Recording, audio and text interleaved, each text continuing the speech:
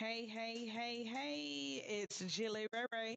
Listen, I'm back with another podcast for you guys. Welcome back to Jilly Ray Ray Real Talk 1111, where we get real about the issues that matter the most. All right, let me slow it down for you guys. All righty, let's get to going here. All right. Now, the issues that matter the most to me on today's episode is one that is close to my heart and it's long overdue. So, we're talking about colorism within the Black community, all right? Where it comes from and how it affects us, and most importantly, what we can do to break the cycle, okay? So, grab your tea, settle in, and let's get real. Ready? Let's dive in, all right? Now, to me, diving in and defining colorism and its roots, okay? So first off, let's break down what colorism actually is, okay? Colorism is a discrimination or prejudice against individuals with darker skin tones, lighter skin tones, and you get the picture, all right? So often favoring those with lighter complexions, okay? Now, this happens within the Black community and other communities of color. And let me tell you, this is not new, honey. Okay. Um, Maybe we're referencing back to slavery, colonism, and the paper bag test. Okay. Now, I know you guys have heard of the paper bag test. They would get a paper bag, and if your skin was not lighter than a paper bag, you were not accepted into most families to continue to breed with the lighter complexion families. All right. Okay, and I'm your host, Jilly Ray Ray. Again, don't forget to like, share, and subscribe to get content based on and dealings with the minorities and the Black community. Okay. Alrighty, let's get back to the topic. Okay. Colorism has its roots in the time of slavery, where lighter skinned Black people were often given more privileges because of their proximity to whiteness. Okay. So basically, the lighter you were, your ass didn't have to stand out there in that damn field. You were able to get in the house, and do the house chores, the cooking and the cleaning and breastfeeding the children and things of that nature. Where if you were a darker complexion, you were out in the field, harvesting the crops and harvesting the cotton and things of that nature. Okay. All right. That favoritism didn't end with slavery. It just didn't. And I mean, let's be real. It happens every day. It happens within the YouTube streets, the hiring in Black jobs and things like that. It got passed down through generations, and unfortunately, we still see it today. Okay. Now, how colorism shows up today. Now, let's talk about it and let's keep it real. Okay. And if you guys have any comments, don't hesitate to drop them down in the comment section. Let's just talk about it. I mean, let's just be real. You're here with me on the Jilly Ray Ray Real Talk 1111 show, and I just like for people to keep it real because I know I am. Okay. All right. Colorism shows up in our everyday lives. It's not always super obvious, but it's definitely there. Okay. Lighter skin is still often seen as better or more beautiful. You see it in the media, TV, movies, music videos. How many times have we seen a lighter skinned woman get cast as the lead or love interest while darker skinned women are side characters or don't show up at all? And I'm going to give you guys a prime example. I was watching TV the other day, and one of my favorite movies is Coming to America with Eddie Murphy. And in the movie, first he was set to have a arranged marriage with a darker complexion woman. You guys remember the lady that was barking, and she was gonna do anything that he wanted at his command, and she was barking at the beginning of the movie, and she did not. He just didn't want her. He tried to say that he didn't want her because he wanted to find a woman that was not that just didn't want him for his royalties. You know what I'm saying? But let's be real. He ended up going to America, pretending to be broke and working at a McDonald's, well, a fake McDonald's, the McDowell's, in the movie Coming to America. And in the movie, he ended up meeting a character by the name of Lisa. And Lisa was lighter complexion, longer hair. And then also in the movie, the sister, she was darker complexion, and the dad was not concerned about getting her married or anything like that. And the darker sister was depicted as being somewhat of like a, a whorish demeanor, sleeping with, piggybacking off the sister, sleeping with the boyfriend after she realized that she didn't want the boyfriend, and she ended up really liking Hakeem, which Eddie Murphy played the star, role of the movie.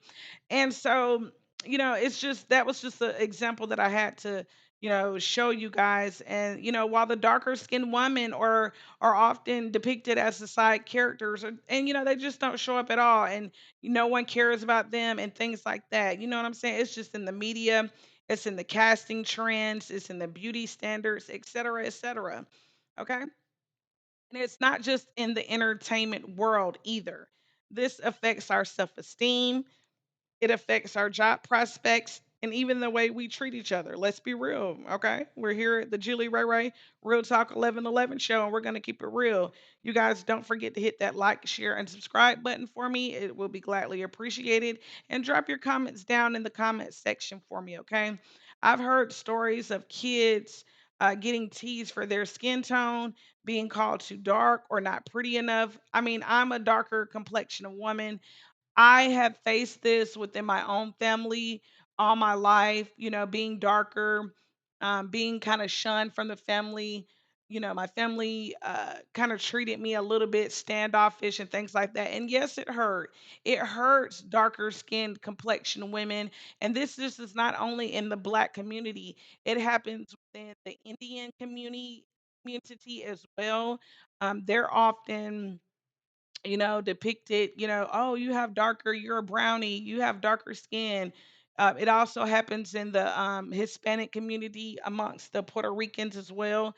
If you're more so, the Puerto Ricans don't want to express their black heritage because let's be serious, even in Brazil, there are black Brazilians and things like that. And they just don't like to acknowledge, they don't like to acknowledge their black race, their black heritage, their black culture. They just don't like it. They're shunned upon if you're a darker, Puerto Rican and things like that. And it's just not cool. It's just not cool. It's just not cool. You know what I'm saying? Like I said, it's just not in the entertainment world. This affects the self-esteem of women and men, the job prospects, and even the way that we treat each other. Okay. Even I've seen some current YouTube personalities have it with the interracial community on the YouTube. Been monitoring this one uh, YouTuber's content, and she has two black children and two minority children with a white man, and she favors the smaller two interracial children, and it's just not acceptable. All kids, no matter the race, deserve love and compassion and things of that nature. You know what I mean? It's just not right. It's just not. It's just very, very, very much so unacceptable. Okay. All right. Now, like I said, I've heard the stories of the kids getting teased for their skin tone, being called too dark or not pretty enough. And it's painful, because these are scars that stick with us for the rest of our lives. I mean, I know that it affected me in a lot of ways, with me gaining self confidence and me feeling like I wasn't good enough compared to standing close to even my sister who was very light skinned versus my skin. And it just very much, with the longer hair, it just very much so hurt. And I just want anyone out there that faces this to know that no matter what your complexion is, you're a very powerful person. Darker skin complexion people are often shunned against, but just know that if you are a darker skinned woman out there, I stand with you. Jilly Ray Ray loves you. You're powerful. You're beautiful. You deserve the same respect as any other woman on this planet and this earth deserves respect and love and honor and unity. Okay, so just don't ever let your skin tone make you feel less than. Stand up strong, hold your head up high, and always be confident and positive in who you are. Okay. For me personally, colorism always hit home for me growing up. Like I said, my family members, I've always witnessed colorism with my family members.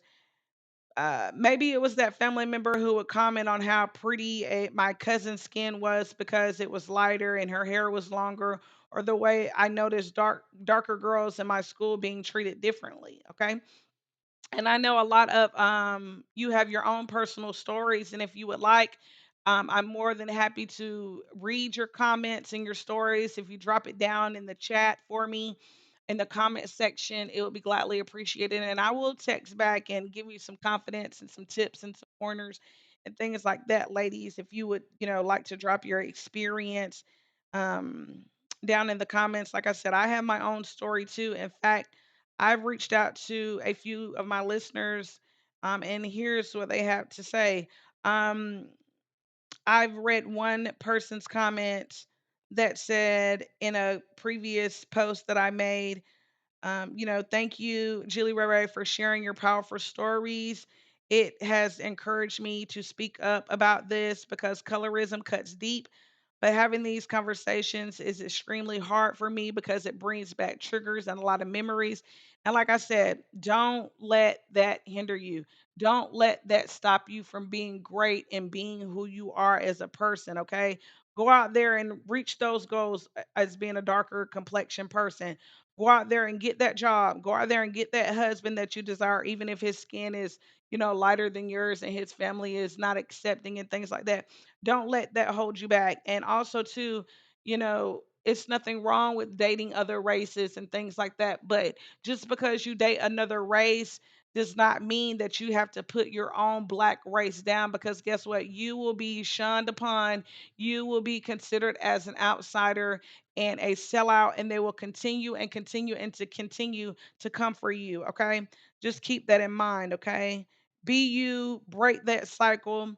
And that just takes me on into the next topic. How can we break this colorism cycle in the black community?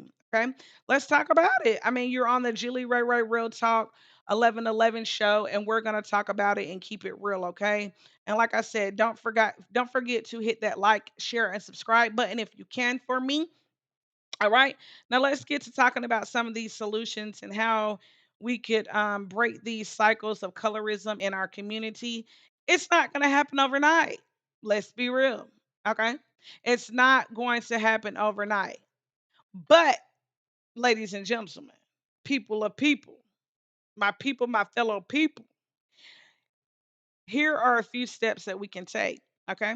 Start with the kids first. Okay. It starts at home. Okay. With our kids, we need to teach our children that beauty comes in every shape, size, shade, color, form, all of that. Okay. Compliment them, build their confidence, and be mindful of the language that we use. Let's stop praising light skin as the standard of beauty and start celebrating all black beauty. Okay, can we all say it? And if you guys can, drop it down in the comment section in the chat for me. All color is beauty. Okay, all color is beauty. Okay, that's what we need to do. Okay, start celebrating all black beauty. Comment all black beauty. Okay, all right. Okay, now, second, media, how the media represents us. Okay, second, let's demand better representation in the media. Okay, we need to support creators and artists who uplift and celebrate darker skinned individuals. Okay, now, that being said, I'm the one that's doing this today. Okay, I'm your host, Julie Ray Ray. Like, give me a like if you agree with what I'm talking about, and drop a comment in the comment section so we can speak about it. Let's keep it real. Okay. When we see colorism, let's call it out immediately. Let's talk about it. Let's not get triggered. Let's not get argumentative. Let's have a serious conversation of why people feel the